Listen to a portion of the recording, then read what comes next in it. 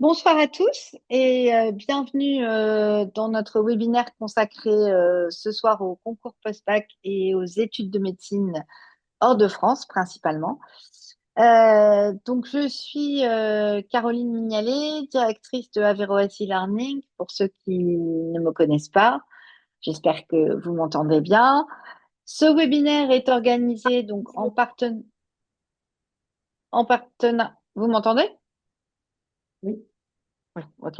Ce webinaire est organisé en partenariat avec la FAPE, donc la Fédération des associations de parents d'élèves des lycées français de l'étranger. Donc, je donnerai la parole d'ici quelques minutes à Missa pour vous présenter son activité. Et ce soir, nous avons le plaisir d'accueillir Soukaina et May, qui sont basés à Casablanca et qui sont spécialistes des études à l'étranger, donc hors de France, et qui vont donc pour à la fois les écoles de commerce et les écoles d'ingénierie et les études de médecine, de santé, vous faire un focus sur les parcours hors de France et les options qui existent. Ils sont plus spécialistes que moi dans ce domaine, donc bienvenue à toutes les deux. Merci, Bonjour à bonsoir. tous. Merci beaucoup. Comme à l'accoutumée, on s'arrêtera. C'est un webinaire il y a pas mal d'informations parce que le système est quand même un peu complexe. On va pas se mentir. Donc, on s'arrêtera pour prendre des questions au fur et à mesure. Donc, je vous invite à partager vos questions dans le chat ou dans l'outil de questions-réponses. Et Cécile, qui est à VROS e-Learning en charge des relations avec les familles, s'occupera de faire remonter vos questions au fur et à mesure. Bonsoir à tous. Voilà pour cette petite introduction. Donc, je vais tout de suite donner la main à Mélissa pour vous parler rapidement de la FAPE et de ses activités. Bonsoir à tous, merci d'être avec nous ce soir. Alors, je ne vais pas vous présenter les activités de la FAPE parce que je prendrai toute l'heure qui est prévue pour le webinaire. Mais voilà, donc nous représentons et nous fédérons vos associations de parents d'élèves dans le réseau d'enseignement français à l'étranger.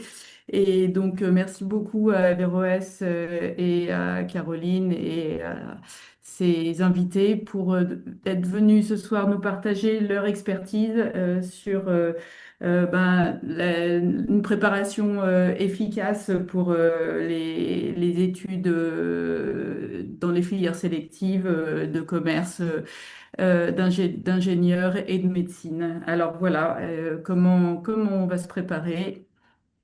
On va le savoir ce soir. Merci beaucoup. Merci Mélissa. Alors, on va rentrer directement dans le vif du sujet pour laisser un peu de place à vos questions, qui en général sont assez nombreuses. Donc, on a organisé en fait le webinaire de ce soir en 5 temps. C'est un peu plus que d'habitude. Donc, ce seront des parties un peu plus courtes. On va d'abord rapidement aborder la question de classe prépa ou pas classe prépa en fait, classe prépa ou concours post-bac pour ces filières sélectives. Qu'est-ce qui est mieux, les avantages, les inconvénients. On verra ensuite les concours en ingénierie et commerce, les modalités, comment ça marche, les inscriptions, la sélection. Ensuite, on fera un focus sur les études en commerce et ingénierie hors de France. Et donc là, je passerai la main à May et Soukaina. Et ensuite, elles enchaîneront aussi avec les études de santé en France et à l'étranger et les prépas au concours d'Averroès e-Learning. Je profite de cette introduction pour dire qu'en fait, notre prochain webinaire qui est organisé le 4 décembre est consacré à Parcoursup. Et donc, on rentrera vraiment dans toutes les questions relatives à Parcoursup plus en détail à ce moment-là. Donc, voilà, sur la technicité de l'utilisation de l'outil Parcoursup. Voilà, je pense que j'ai rien oublié. Donc, je vais démarrer. Donc, classe prépa ou pas classe prépa? Quand moi j'étais au lycée, bon, c'était certes il y a longtemps, mais enfin quand même, euh, les filières sélectives, les top filières sélectives, c'est clair, c'était les classes prépa. Et en fait, si on était très bon élève, on se posait assez peu la question. Depuis, quand même, pas mal de choses ont changé. L'offre en orientation de qualité en filière sélective post-bac s'est énormément développée, tant sur les filières d'ingénieurs que sur les filières commerciales. Beaucoup moins, et c'est pour ça qu'on n'en parlera pas aujourd'hui sur les filières littéraires, où là on reste dans des filières classiques de prépa littéraire et puis de normal sup ou des études vraiment spécifiques. Donc ici, quand on réfléchit, en fait, quand les jeunes de terminale s'interrogent sur faire une prépa ou pas faire de prépa, j'ai choisi de faire un focus en fait sur de les comparer et de manière relativement objective, en tout cas d'essayer. Euh, la classe prépa, alors c'est vrai, elles étaient jusqu'à l'année dernière, il y a 2 ans, beaucoup moins prisées par les élèves. Il y a eu un véritable détournement des élèves vers les classes prépa, enfin rejetant, c'est exactement les classes préparatoires. Euh, la réforme du baccalauréat. Quand même, depuis l'année dernière, a de nouveau une reprise des demandes d'entrée en classe prépa et des candidatures. Ça reste quand même des filières qui sont beaucoup moins demandées que par le passé. L'avantage qu'elles ont, que ce soit en maths sup, maths spé ou en ECG pour les prépas commerciales, c'est qu'elles proposent un socle généraliste. C'est-à-dire que les enfants vont continuer, enfin les jeunes devenus étudiants vont continuer de faire, d'aborder une diversité de matières assez importante. Ils vont par exemple en classe prépa commerciale continuer de faire de l'histoire-géographie. Ils vont aussi faire ce qu'on appelle de la culture générale ou de la ils s'apparentent à de la philo, qui vont aussi avoir en classe prépa scientifique, qui sont clairement des matières qu'on va assez rarement retrouver dans les cursus post-bac qui vont conduire quand même à une spécialisation beaucoup plus rapide. Donc, voilà, elles offrent, dans un système sélectif d'excellence, un socle assez généraliste.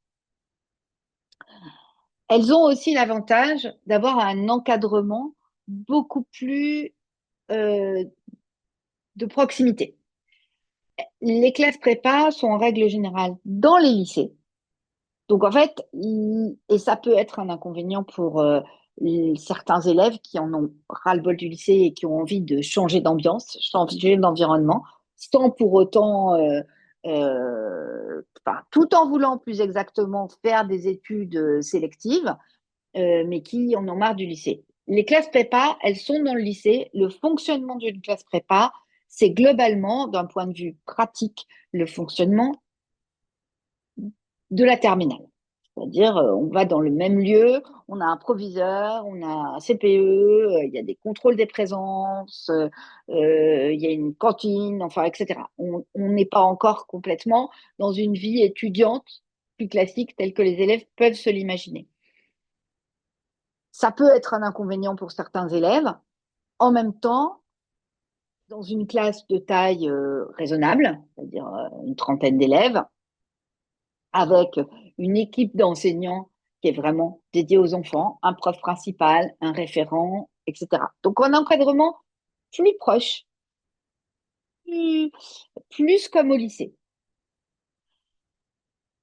L'autre avantage des classes prépa, c'est qu'elles offrent la possibilité, en particulier pour les élèves dont les familles sont à l'étranger, de s'inscrire en internat. De très nombreuses classes prépa offrent la possibilité d'être interne. Donc, quand on doit beaucoup travailler, comme il y a une très forte charge de travail, effectivement, le fait d'être interne, ça veut dire pas d'intendance, pas à s'occuper de ses repas, etc. Euh, donc, effectivement, très grosse charge de travail. Là, il faut pas raconter d'histoire aux élèves. Une classe prépa, c'est beaucoup, beaucoup de travail personnel et c'est globalement pas de vacances jusqu'au concours. Donc, ça dure, on va dire, 1 an et demi, 2 ans, en tout cas 1 an et demi jusqu'aux écrits.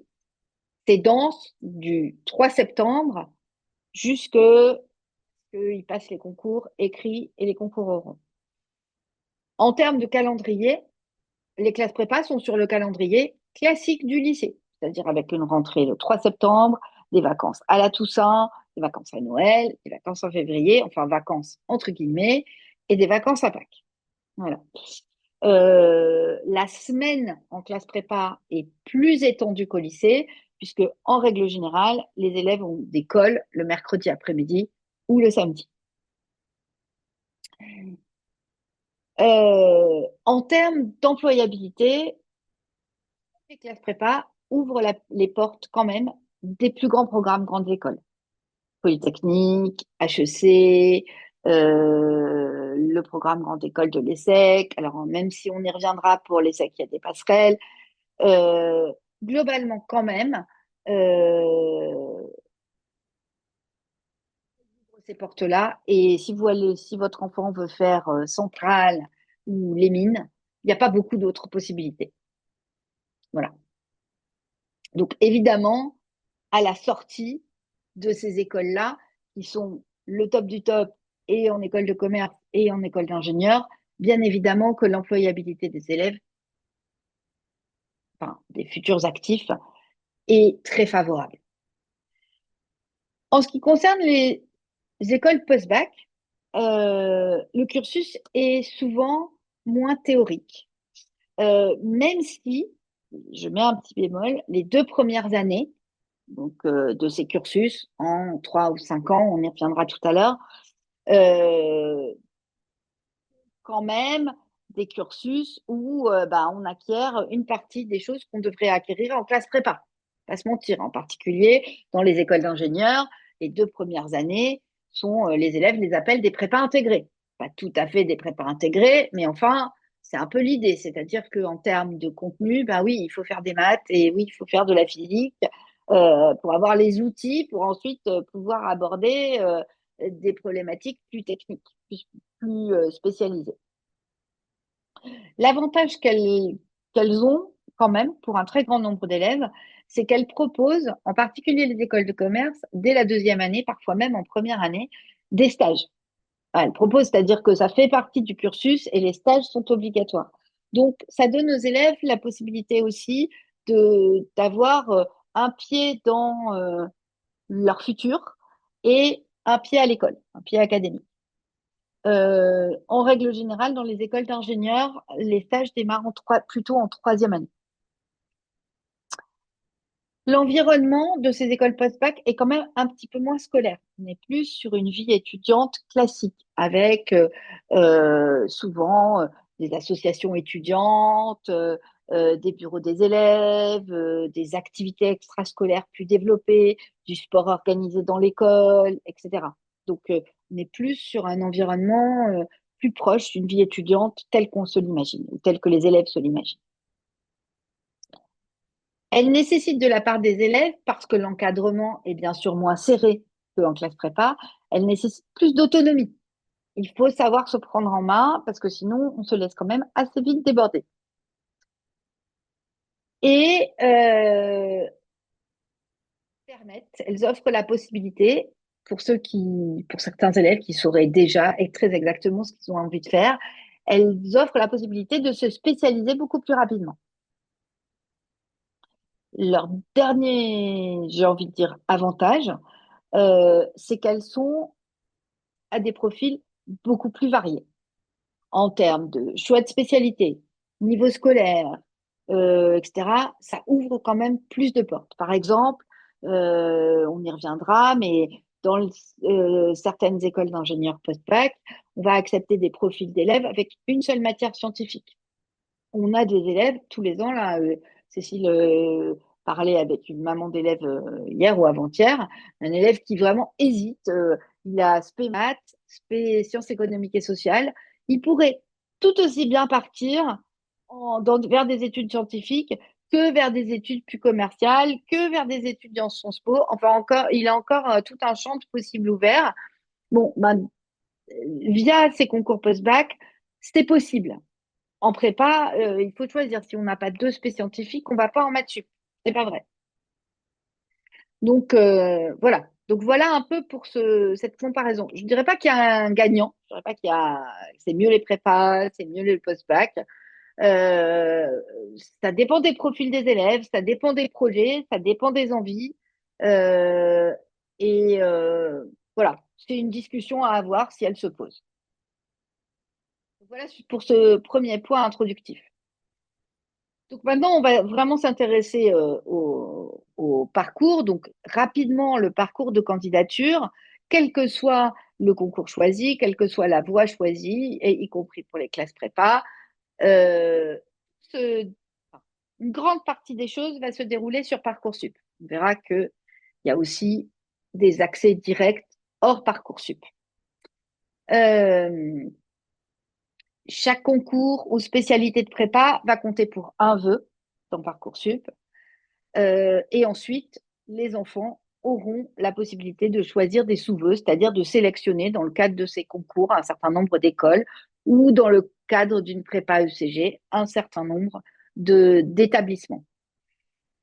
C'est quelque chose sur lequel on revient un peu plus en détail dans le webinaire sur Parcoursup, donc je ne vais pas m'étendre là-dessus aujourd'hui. L'autre point commun du parcours de candidature, c'est que les dossiers scolaires sont systématiquement pris en compte, avec en particulier les notes de bac de français, qui sont déterminantes. Les notes de spé, plus dans les prépas littéraires, par exemple, les notes de philo, d'histoire géo, les notes de langue, parfois des tests de langue, et le positionnement dans la classe. C'est-à-dire comment l'élève se positionne par rapport à ses camarades de classe. Voilà, donc ça, les parcours sont relativement unifiés.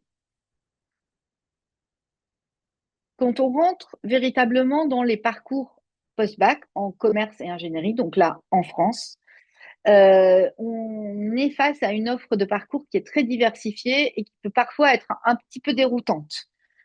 Vous allez retrouver des parcours en 3 ans, donc qui délivrent ce qu'on appelle aujourd'hui un grade de bachelor.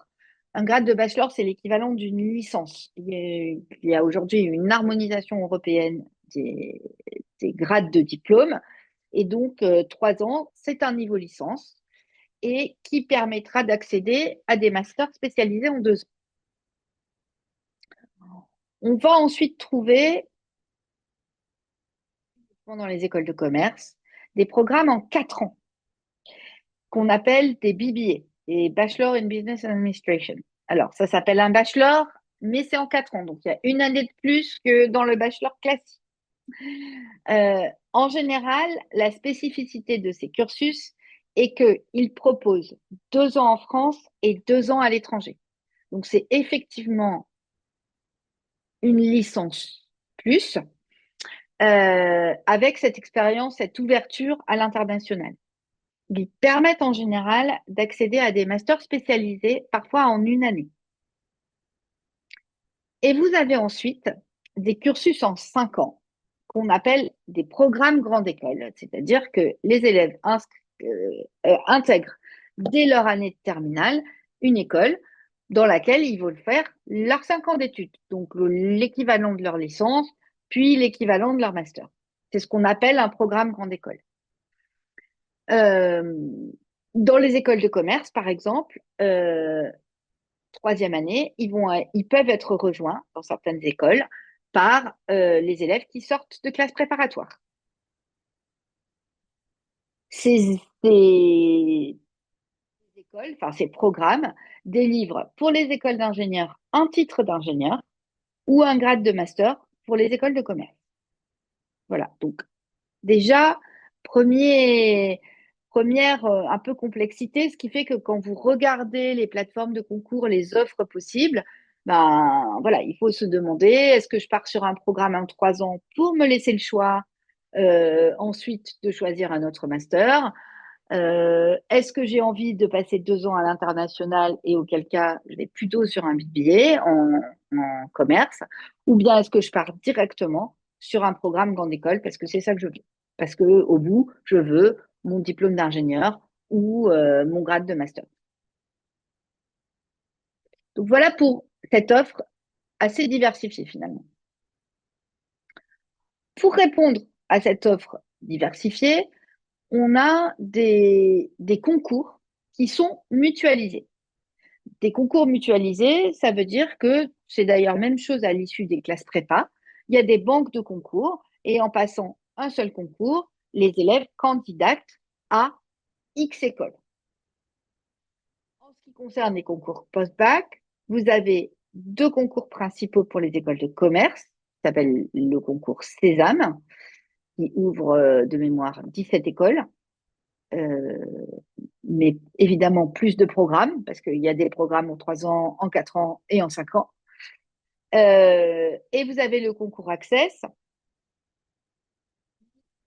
concerne 3 écoles.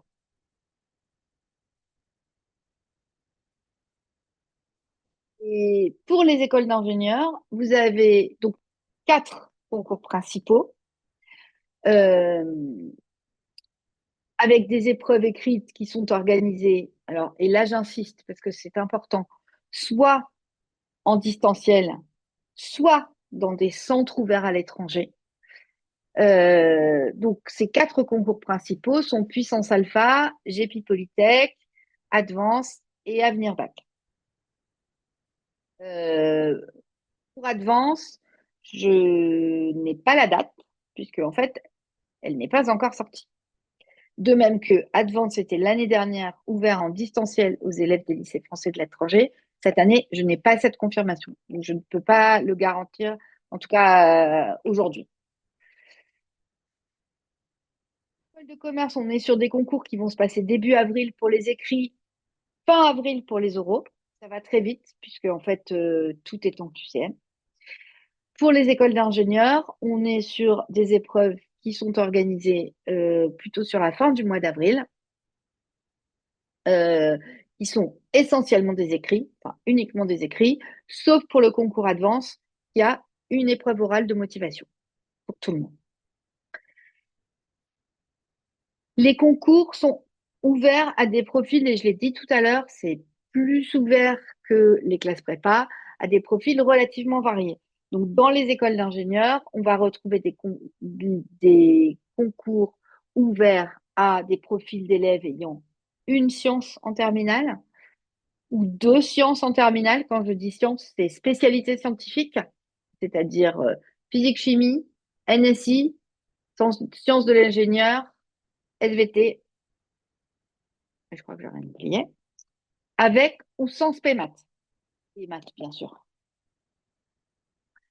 Euh, et en école de commerce, pareil, on va accepter des profils avec ou sans l'aspect maths.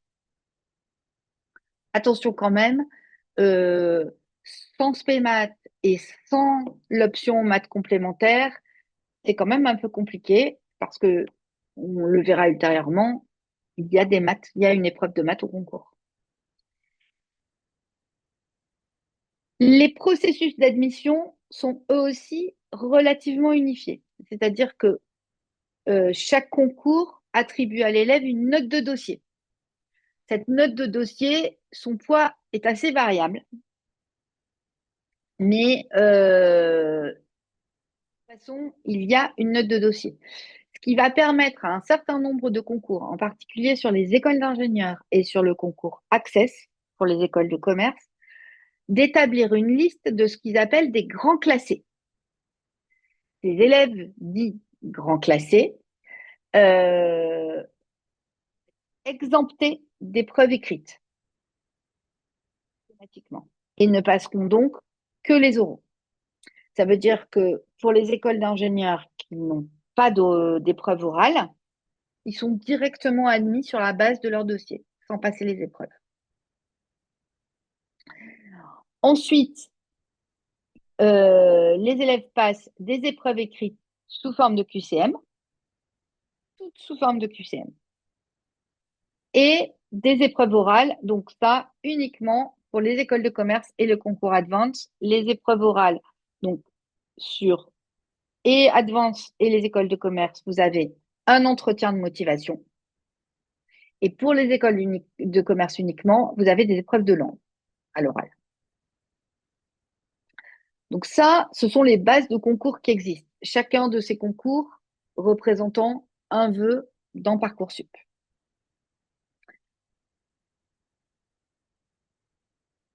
En termes de sélectivité, sur les écoles d'ingénieurs, il y a environ 11 000 places, entre 11 et 12 000 places. Pour, selon les concours, entre 7 000 et 24 000 candidats. Alors, il faut savoir que si les chiffres font un peu peur, le concours GEPI Polytech, par exemple, qui a le plus de candidats, mais aussi le plus de places, est un concours qui regroupe 35 écoles. Donc, 35 écoles d'ingénieurs, c'est beaucoup.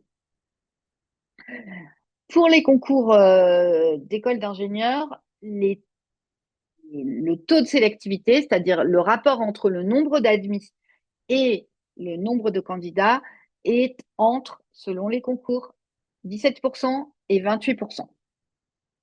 Voilà. Donc, ça veut dire que vous avez, en gros, on va dire en moyenne, une chance sur 5 d'intégrer une école d'ingénieur. Pour les concours des écoles de commerce, Sésame et Access pour les concours communs, en gros, on est sur un taux de sélection d'environ 40%. Donc, à peu près 2 fois plus que dans les écoles d'ingénieurs, quand même.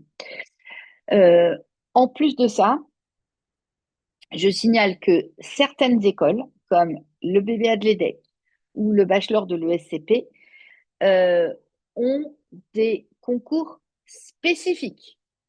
C'est-à-dire, vous candidatez uniquement à ce concours-là. Et en règle générale, il n'y a pas d'épreuve écrite. C'est un dossier. Parfois, il y a un essai à rédiger, une lettre de candidature et des épreuves orales en entretien et langue. Voilà pour les concours. Les épreuves, alors, si les épreuves sont identiques dans une base de concours, sur un concours commun, si les épreuves sont identiques, les coefficients qui sont affectés à chaque épreuve sont variables et sont décidés par chaque école. Donc, et c'est important parce que selon le profil des élèves et les choix d'école qui vont être faits, ça vaut quand même le coup de s'intéresser un petit peu à comment on est évalué. Donc, pour les épreuves écrites, je l'ai dit tout à l'heure, ce ne sont que des QCM. Donc, pour les écoles d'ingénieurs en spécialité scientifique et en mathématiques, donc et en maths, il y a systématiquement une épreuve de tronc commun, que vous ayez la spécialité maths ou pas, et ensuite, épreuve de spécialité. Ces épreuves portent sur la totalité du programme de terminale. Et je rappelle, elles se déroulent fin avril. Donc, c'est important d'avoir quand même quasiment, c'est pour ça que c'est important, on y reviendra, de se préparer, parce que il faut avoir quand même fini le programme au moment où on passe les épreuves. En ce qui concerne les concours des écoles de commerce, là, c'est une approche un petit peu différente. On est sur des épreuves qui sont finalement assez peu en lien avec les spécialités suivies par les élèves au lycée. C'est pour ça qu'elles sont ouvertes à des profils excessivement variés. Toujours sous forme de QCM, les élèves vont avoir un QCM de mathématiques qui est tout à fait abordable. Alors, il faut s'entraîner, etc., bien évidemment, mais qui est abordable pour un élève qui a uniquement suivi l'option maths complémentaire. Ils ont ensuite une épreuve d'analyse documentaire. Donc là, on leur remet un ensemble de documents et ils ont des questions de manière à pouvoir en faire la synthèse, sortir des éléments, etc. Donc, une analyse documentaire, des langues vivantes, un QCM de français, et un QCM en compétences digitales. Pour les épreuves orales, entretien de motivation, ou parfois dans certaines écoles préenregistrées. Donc en fait, il faut que les élèves se préparent, c'est-à-dire que ils sont parfois un peu déroutés par la technique. Ils ont des questions qui leur arrivent en face et ils doivent répondre et s'enregistrer. Et en fait, les entretiens sont enregistrés et évalués a posteriori. Et des épreuves de langue. Pour le concours Advance, donc comme je l'ai dit tout à l'heure, il y a un entretien de motivation pour tout le monde, y compris pour les élèves qui sont grand classés, et qui est coefficient 7, c'est-à-dire qui représente 50% de l'ensemble des épreuves. Quand je disais c'est important de s'intéresser aux coefficients, même si c'est un peu rébarbatif, des différentes épreuves dans les différentes écoles auxquelles on candidate, dans le concours Sésame, par exemple, on a le BBA de l'ESSEC qui est souvent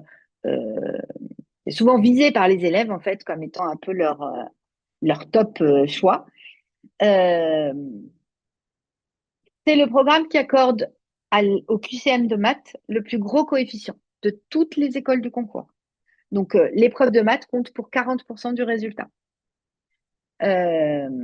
D'une manière générale, les épreuves qui sont déterminantes dans l'ensemble des écoles pour ce concours des écoles de commerce, ce sont les maths et l'analyse documentaire.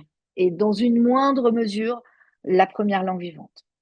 Les QCM de français ou de compétences digitales, je ne vais pas dire qu'ils ne sont pas importants, mais leur poids dans le classement final est quand même inférieur à celui des maths ou de l'analyse documentaire. Le poids du dossier, lui aussi, va beaucoup varier.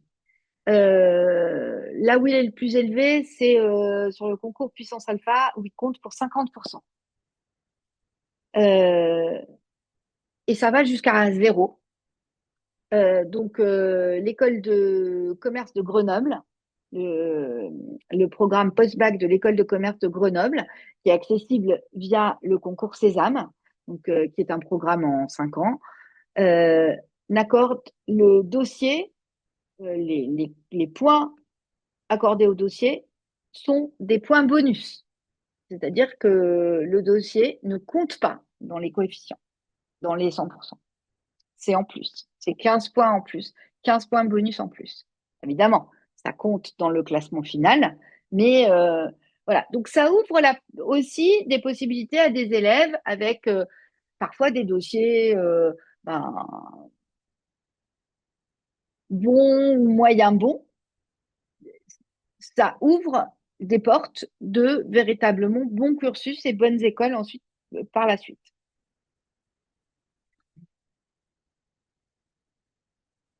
Je vous donne la parole, Maïe Soukaina, pour parler des études de management et d'ingénierie à l'étranger. Et ensuite, on prendra les premières questions, Cécile. Parfait, merci. Donc, à l'international, sur les filières de management et ingénierie, on va avoir 3 pays qui offrent des formations donc prestigieuses, à savoir le Royaume-Uni, les Pays-Bas et l'Espagne, avec des formats et des plateformes donc différentes. Pour le Royaume-Uni, le format des programmes, que ce soit en ingénierie ou en management, ce sont des bachelors, donc en 3 ou 4 ans pour certains programmes. Pour avoir le titre d'ingénieur qu'on a mentionné comme en France pour les PGE, il va falloir ajouter un master. Donc, le bachelor ne sera pas reconnu pour avoir le titre d'ingénieur équivalent en France. Il faut donc faire minimum 4 ans. La date limite d'inscription pour le Royaume-Uni, ça sera le 14 janvier. Toutes les inscriptions passent par une plateforme qui s'appelle donc UCAS, avec un nombre de choix assez limité. Donc, il y a 5 choix de programmes et non d'écoles. En ce qui concerne le dossier, il va falloir donc un test d'anglais, un essai, donc une lettre de motivation qui se fait en 3 questions, et des notes prédictives. Donc, c'est les notes que vos profs pensent que vous aurez au bac. Et donc, c'est le professeur référent qui va pouvoir remplir ces notes prédictives directement sur la plateforme. Pour certains programmes, il y a des tests d'entrée.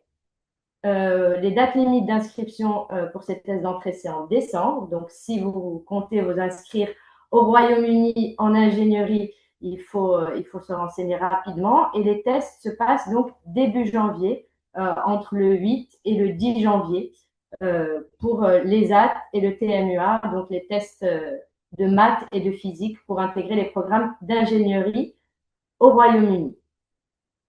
Ensuite, sur les Pays-Bas, on a un format plutôt similaire, donc des bachelors, soit en 3 ans, soit en 4 ans. Là, la différence donc, entre les WO bachelor ou les HBO bachelor, ça va être donc les WO vont être plus orientés recherche et académique, alors que les HBO vont être plus pratiques. Pour être très clair, les universités les plus prestigieuses, ce sera plutôt des WO bachelor, donc pour l'ingénierie, pour les programmes les plus prestigieux. Sur la date limite, on est proche du Royaume-Uni aussi, avec une plateforme spécifique qui cette fois-ci s'appelle StudyLink, un maximum de 4 choix, et sur le dossier, donc une lettre de motivation et le CV, et en fonction des programmes, soit un oral, soit un test d'admission. Voilà, on va passer à l'Espagne. Pour l'Espagne, on n'a pas de plateforme particulière sur les écoles de commerce et d'ingénierie en anglais. Tout passe par les sites de chaque université. En termes de deadline, on sera sur du rolling admission, ce qui signifie qu'on peut postuler dès le mois de novembre et ce jusqu'à la fin de l'année, sous condition qu'il y ait des places dans l'université et particulièrement dans le programme que vous allez choisir. En termes de format, on reste sur 3 ans pour les bachelors et 4 ans pour les BBA. Ce qu'on conseille, c'est de postuler et de candidater tôt pour être sûr d'avoir sa place. Donc, idéalement, entre le mois de décembre et le mois de février, pour pouvoir assurer qu'il y a encore des places dans les programmes.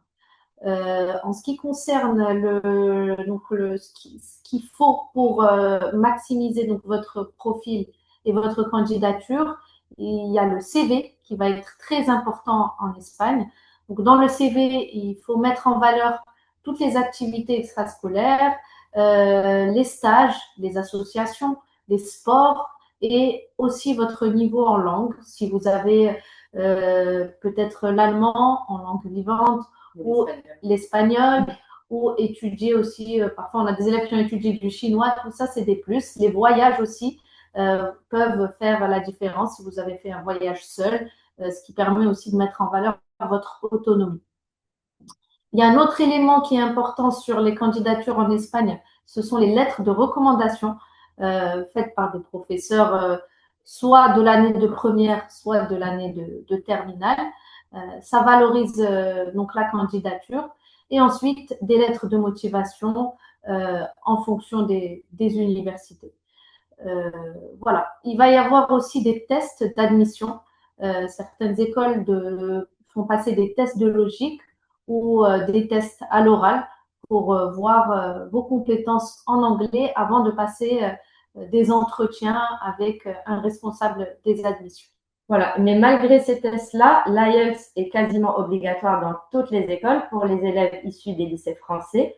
Donc ça aussi, c'est un point important à anticiper si vous avez un projet d'étudier en anglais à l'international. Cécile, est-ce que tu as des questions? Pardon. Oui, plusieurs questions. Caroline, est-ce que tu peux rappeler la différence entre le concours Access et le concours Sésame? Alors, le concours Access ouvre donc regroupe 3 écoles, l'ESCA à Angers et à Paris, l'IESEG à Lille et à Paris, et ESDES, oui, qui est à Paris.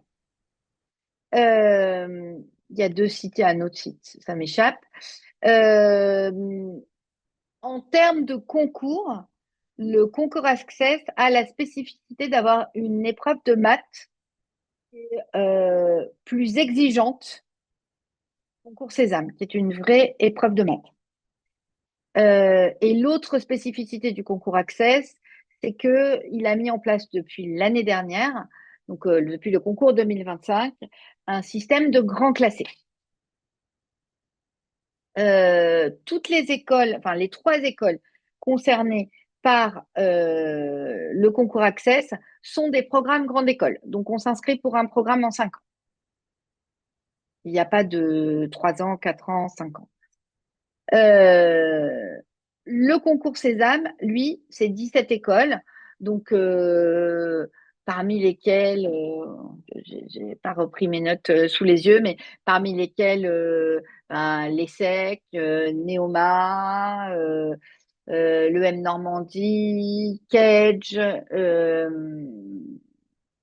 Grenoble École de Management, l'EM Lyon, très joli BBA à l'EM, enfin très joli BBA à l'EM Lyon d'ailleurs. Euh, Quoi d'autre? J'en oublie, mais voilà, j'en oublie sûrement. Donc en fait, le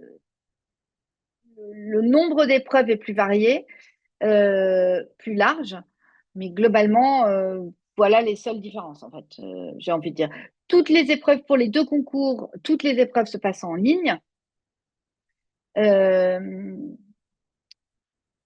pour Sésame, il y a un test technique cette année qui aura lieu 15 jours avant le concours, qui est obligatoire.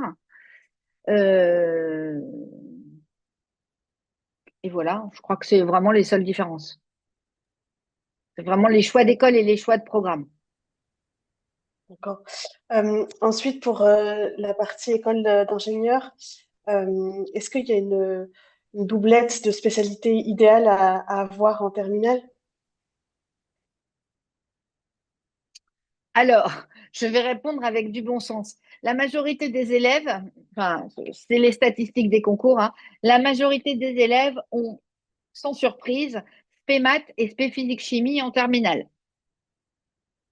Ensuite, on va trouver de manière moins fréquente dans les statistiques des concours les spé maths et NSI ou maths et SVT. Maths et sciences de l'ingénieur, mais bon, dans les lycées français à l'étranger, sciences de l'ingénieur, c'est quand même quelque chose qui est très rare, donc, et même en France d'ailleurs, donc il n'y en a pas beaucoup. Et ensuite, on a un petit peu de physique, chimie, SVT. Donc ça, c'est pour la majorité des concours. Ensuite, c'est vrai que certains concours ouvrent des places en plus petit nombre, en beaucoup plus petit nombre quand même, à des élèves avec des profils différents, donc de type bah, l'élève dont on parlait tout à l'heure qui a spé maths et SES, ou qui aurait spécifique chimie et, AGGSP et maths complémentaires. Mais même, le nombre de places ouvertes sur ces profils est plus réduit, à se mentir. Quand même, on part sur des études qui sont quand même scientifiques, donc euh, Euh, j'ai envie de dire qu'un élève qui voudrait faire des études d'ingénieur et qui se sentait pas de garder les maths, pour parler comme eux, en terminale, ça pose question quand même.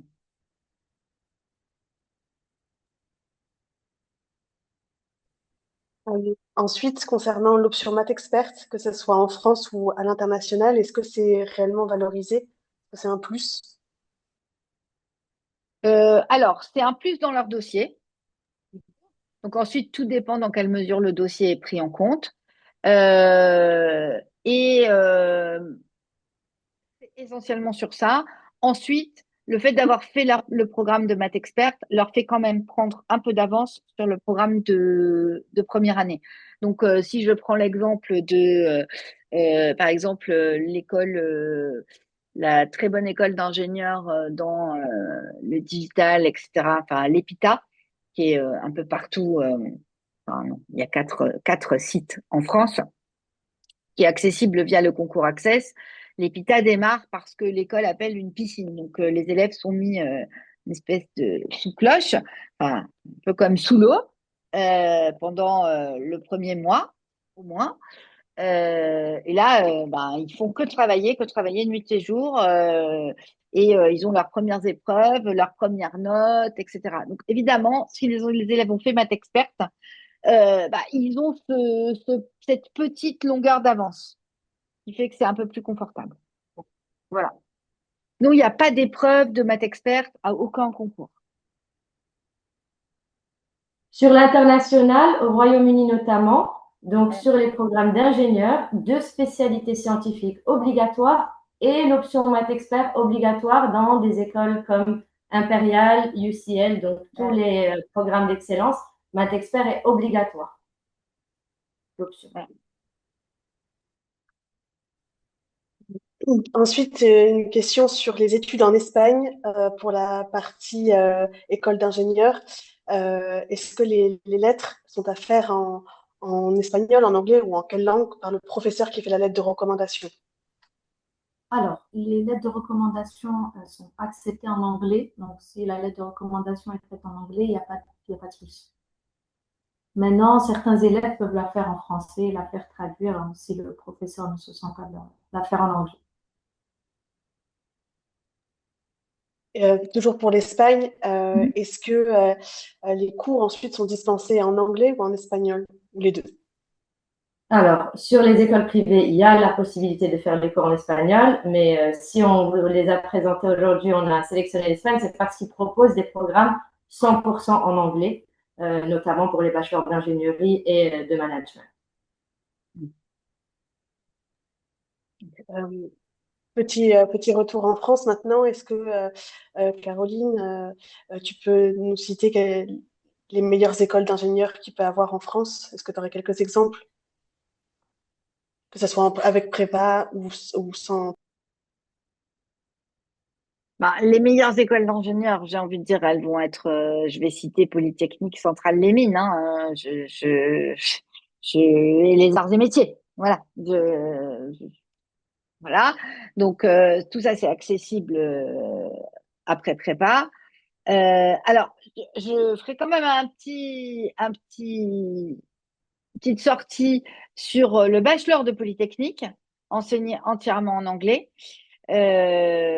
qui, contrairement à, parce que le gros avantage des études d'ingénierie en France, c'est pas vrai des écoles de commerce, hein, mais le gros avantage des études d'ingénierie en France, c'est que dans la majorité, les études sont gratuites, enfin, ou quasiment gratuites. Les frais de scolarité sont excessivement faibles. Euh, il y a quelques écoles privées, comme le bachelor de Polytechnique, donc qui est hébergé sur le site de Polytechnique à Saclay, qui est accessible via un concours spécifique ou via Parcoursup, mais avec un système de rolling admissions comme en Espagne, c'est-à-dire vous avez de mémoire 4 cohortes, 4 possibilités de candidater. Vous présentez un dossier, une lettre de motivation, il y a des entretiens, etc.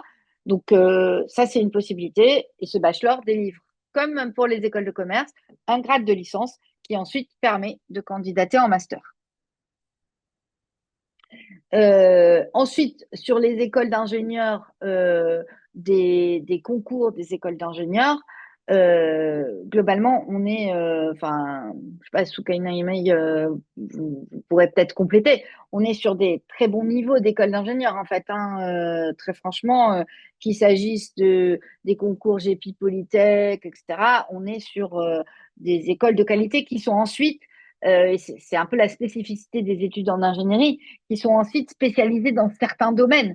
C'est-à-dire que si on va dans une école, si on va à l'EPITA, on est plutôt orienté informatique, système d'information.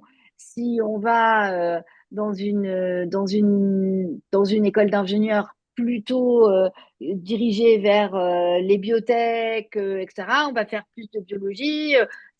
En fait, c'est vraiment les spécialités. On a encore en France des écoles d'ingénieurs spécialisées dans les bâtiments et travaux publics, même si, ou dans la mécanique et l'aéronautique, par exemple.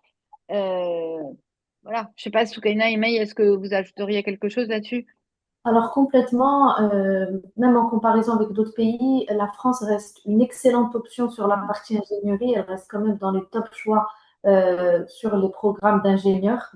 Euh, en France, on a une formation qui est plutôt avec une spécialisation progressive, avec une base solide les 2 premières années. Et sur la troisième, quatrième, cinquième année, comme tu l'as dit, Caroline, des spécialisations innovantes, tournées vers le futur, avec tout ce qui est robotique, objets connectés, voilà, intelligence artificielle, cybersécurité, ce qui reste quand même un format très intéressant. Justement, sur l'international, on va choisir des bachelors spécialisés dès le début, alors qu'en France, on a cette possibilité d'avoir les 2 ans pour savoir quel aspect nous intéresse, parce que certains élèves ne savent pas. Sur le Royaume-Uni, ça va être un bachelor en mécanique ou en électrique, en ingénierie électrique ou mécanique directement. Très peu de formations généralistes, contrairement à la France, qui permet justement l'option d'être à la fois généraliste et de se spécialiser progressivement. Et si je peux me permettre, pour ajouter, donc, par rapport à la formation polytechnique, c'est vraiment une formation qui va concurrencer les programmes d'excellence au Royaume-Uni, comme Imperial, UCL. Et, il y a une formation à la fois à l'international et en France, je pense que c'est intéressant de la mentionner, c'est Central McGill, qui est aussi une formation d'excellence qui permet d'avoir à la fois le côté anglo-saxon et aussi la possibilité de se spécialiser progressivement avec 2 années de tronc commun en France et 2 années de spécialisation au Canada.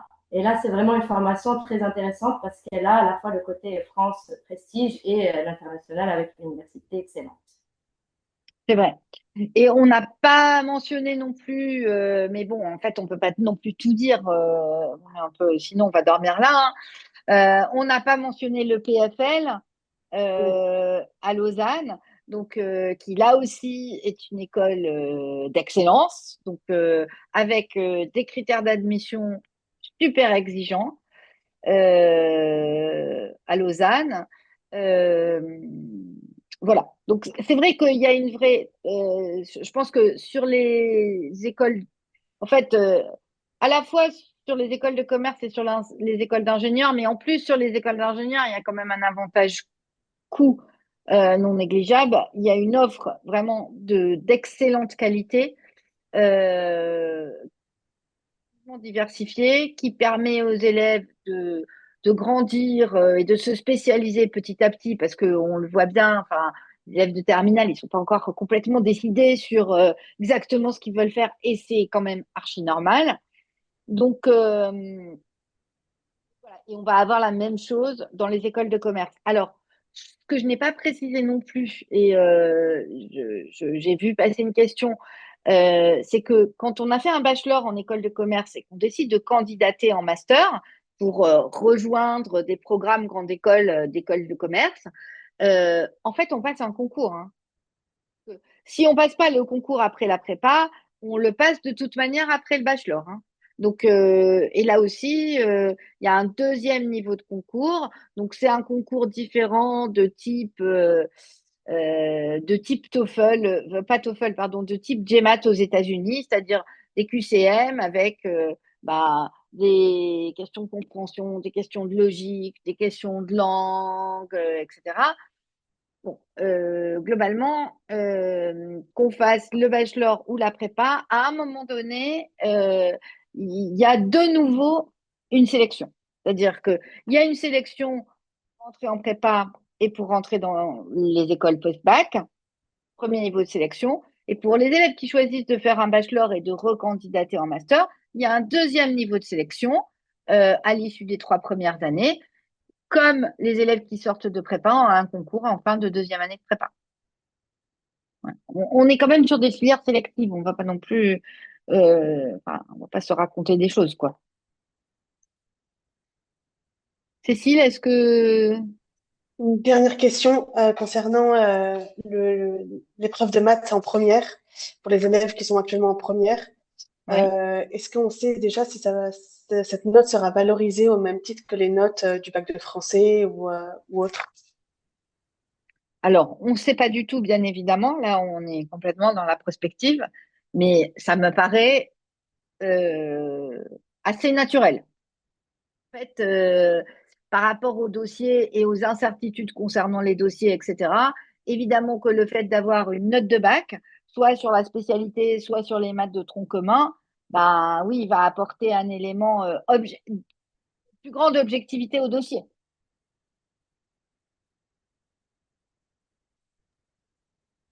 C'est bon pour le moment.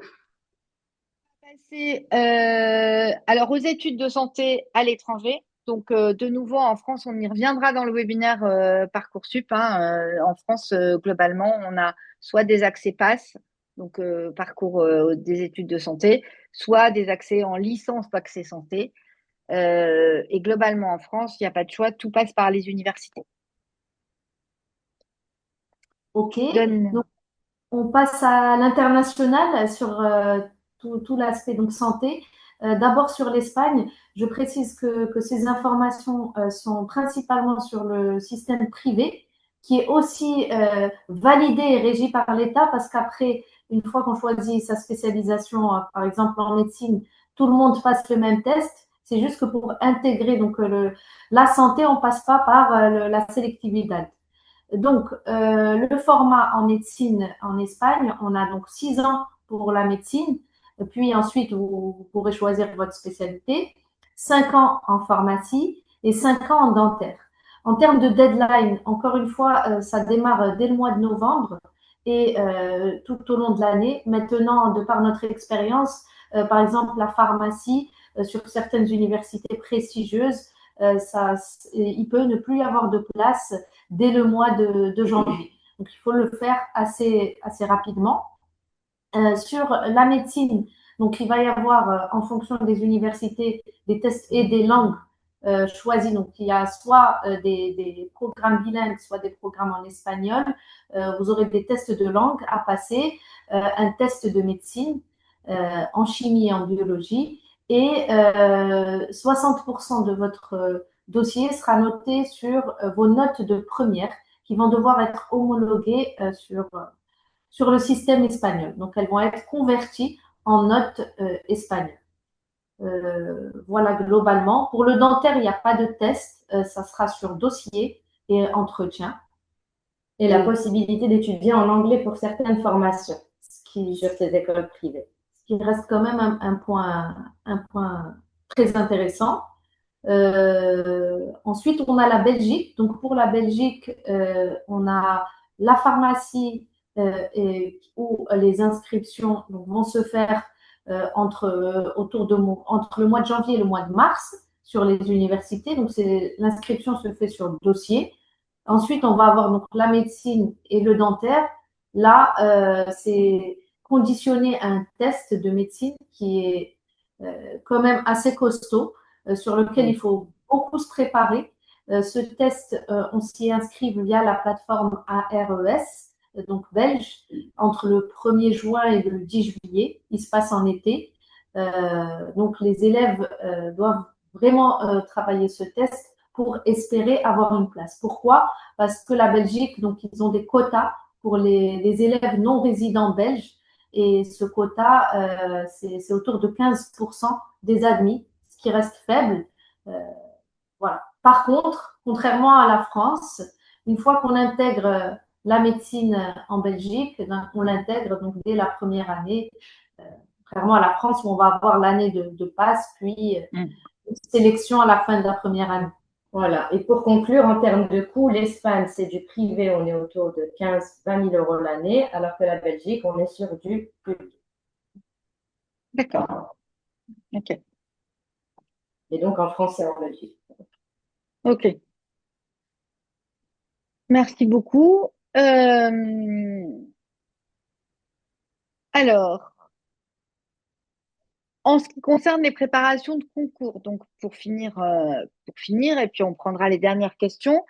En ce qui concerne les préparations de concours, donc effectivement, on propose une préparation au concours des écoles de commerce, une préparation au concours des écoles d'ingénieurs. Donc, on est sur des formats un petit peu différents. Le concours des écoles d'ingénieurs, on est sur 39 heures de cours, donc en 13 séances de 3 heures, qui va permettre de traiter tout le programme. des deux spécialités choisies par les élèves. Donc, les cours se déroulent le samedi de 12h30 à 15h30 à partir du 6 décembre. Bien sûr, il y a un break aux vacances de Noël et il y a un petit break d'une semaine aux vacances de février. On va traiter l'aspect maths et physique en priorité. On peut éventuellement ouvrir aussi l'aspect SVT dès qu'on a suffisamment d'élèves, c'est-à-dire il nous faut 3-4 élèves. Et ce qui est important, c'est que les élèves peuvent s'inscrire à une seule spé. Un élève qui aurait par exemple spé maths et NSI, il va pouvoir préparer avec nous les maths et se préparer en parallèle pour sa spé NSI. On organise un concours blanc le samedi 11 avril, qui est ensuite corrigé par vos enseignants, sur lequel vous avez un retour, donc qui permet de se mettre en condition de concours.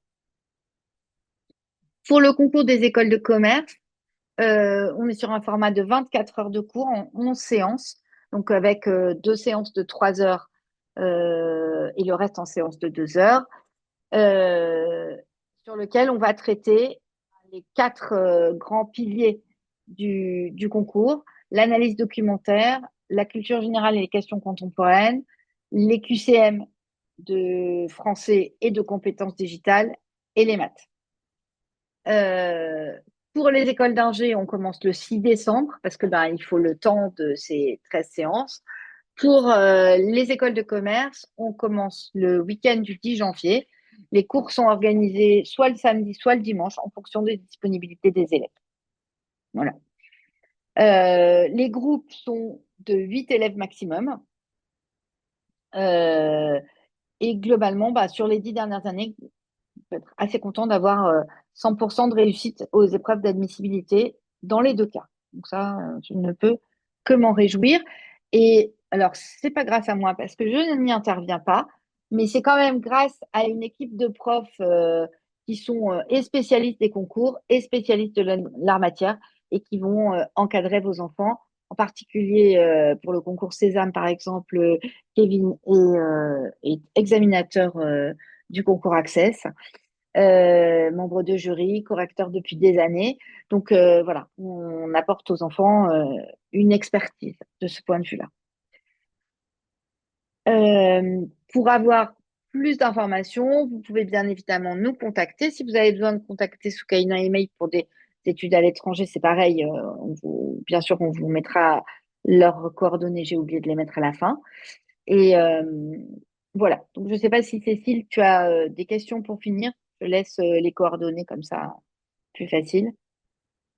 Oui, juste des petites questions sur comment se déroulent les cours de prépa en distanciel, des groupes de combien d'élèves, par exemple pour les concours d'école d'ingénieurs et Césame, par exemple. Comment se déroulent les cours?